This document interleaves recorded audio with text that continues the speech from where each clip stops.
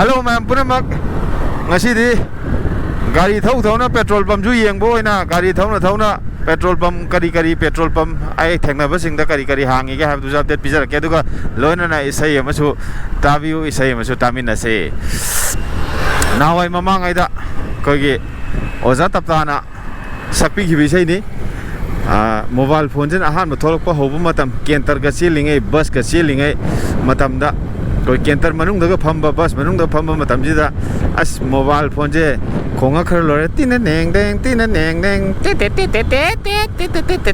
kan khonga khar lore madu khong na ba miss call pirak na ba mi leita dana tawbirak na mi leita dana marak ama nawai mamanga gi wari ni da mobile phone ga tholok pa hobu matam da adu sim yaw da vida ju paina rami sim yaw da vida mobile phone je ringtone khong na boina paina rami kamatik athu bu matam sida change taw khre yeng biyo kamatik thuna kogi awon ba hong ma je am lai ne yong matam da 5G adu ada lai pote 2G ga lai pote only phone tong na ba ama khak eno tawai wani paina bai wani adu matam da mobile je utna ba show tong na ba mayam da koi oza taptana sakhi ba Esei ni gari thauna ga ringtone lak pa khot pa gai thau wari chapa adu mayam je am pamna ra me gari tong ngai da ga phone ga lak pa khingak pa jine pamna je ring je highest volume da ni thamdoi je hojing na vibration silent an tau gi bai wani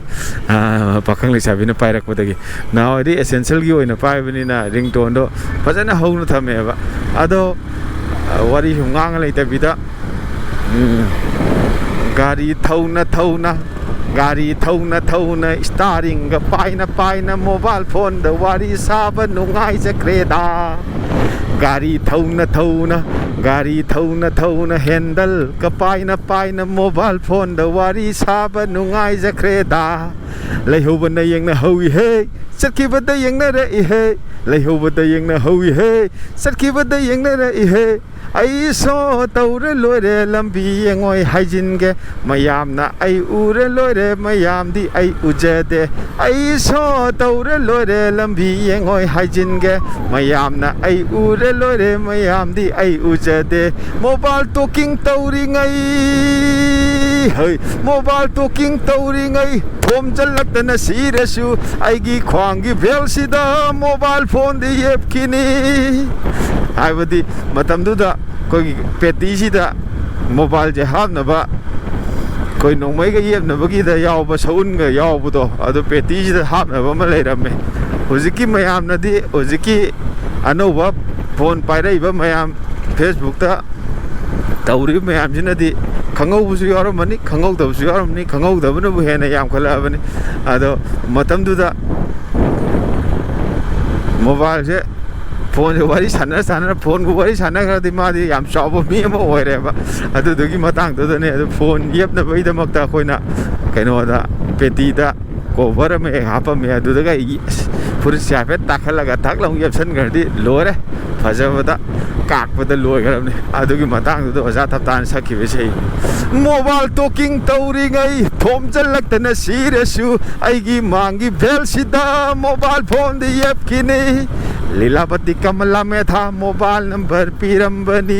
थेंगन Banu पानु P number पंग P खी बनी देविता अलविदा में था mobile number पीरम बनी थेंगन बनु पानु P number पंग P खी बनी आइन ओलदी पैसा नि से कना नोम तौरा अधि फनी मोइन तौरा अधि पैसा नते याम कुइन वारी सानब यानी आई मोबाइल पाए HYBE ai mobile ye pi hai ba khang han ning ba do Manipur pumba da khogi petrol pump je si queue le am lep tre ko mayam ngarang ni queue am sang le pho bane ado ket petrol pump ji da ngarang thau mayam sang lau san ho mayam yon thong na ro aduga hojiki number pang pi khi ban nawai de phone gi matang gi nawai tholok po kandu da hojik tabu mana tarokera aina tarokera free ne na free ngak ta oiram ni no wari je koi na dil le na sana bo ani matam du da yam lik na skainong ga har ga thamake pasa yaw de ka haina ram basu yaw aduga message ta call am ta tawro ka haina ram basu yaw pasa yaw na da na ꯌꯥꯝ ꯂꯤꯛꯅ ꯍꯥꯏꯇꯥꯔꯦꯅꯦ ꯂꯨꯄꯥ 10 ꯍꯥꯞꯈ꯭ꯔꯒ ꯂꯨꯄꯥ 100ꯒꯤ ꯍꯥꯞꯄꯁꯤꯅ ꯍꯞꯇꯥ ꯑꯃꯈꯛ ꯆꯠꯂꯝꯃꯤ ꯑꯩꯅ ꯂꯨꯄꯥ ꯑꯗꯨꯗ ꯐꯪꯗꯣꯏꯁꯦ ꯂꯨꯄꯥ 87 नते खर फंगने हफ्ता खतनी लुपा चाम चतुजे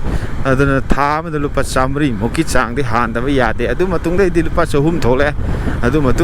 अमुक रिलायंस जुगो चादबगी मान मी हाथी चांग से रिलायंस तौरजे लाइफ टाइम नते एयरसेल लाइफ टाइम गाइन थोलमे 888 लाइफ टाइम गाइन 888 हाफ तारदी माई वैलिडिटी से लाइफ टाइम फ्री होरे तौरे अदा तौरे रिलायंस पुथोरे सिम अनी लौबद सिम अनीदो अदम पुंसी चुप्पगी वारी सानाबदा लाइफ टाइम फ्री नी अमुक तौरे अदैदी मथंग मथंग मथंग मथंग तौरपदगी हुजिक तौरिजिने हुजिक था अमदा कोइना यामद्रबदा लुपा 200 मुक्ति थी माले सिगिजे नावाई तौरबदु हाफेन मानेको नावागिजु था अमगिजे एयरसेल न पुथोमजे लुपा 200 ने मिनिमम जे था अमगी अदो लुपा 200 मुक्ति थीबजिना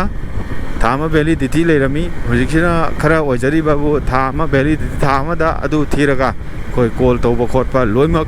फ्री दा अदुम तौब याय माना तौरकेरा इन तौरकेरा अमा तारे हुजिकती अदु मतमदु सखिबा इसैदो अदुदुना मतमदुगी दा लेरंबा मवोंग मतौ पुवारी अदु ताई अदुना इसै हाबजे सुमाइना कहतारे इसै बुगा न कुनाव खुनुंग इसैगा लेरमिबा खोंजोम परबरगा लेरमिबा खोंजोम लानगी इसै सकपदा मोइरांग परबरगा लेरमिबा सुमाइ तौबजे इसै हाबसिदा हिस्ट्री जु मयेक सेंगना ताई मतम अमदा हयंगवाई ओजा तप्तागी मोबाइल फोन मतमंगी मिरोन हम ताकन मुनावाई मोबाइल सुमाइ तौरम मालेने गायको खंदने हुजिकते खगर खनबबो हौरबने अदा सुमजु खनमिनजे MU दमदं कापसलुगिगे मणिपुर टाइबंग महिकोल मणिपुर यूनिवर्सिटी इंग्राजीदना अदुगा मैतेलोनना मणिपुर टाइबंग महिकोल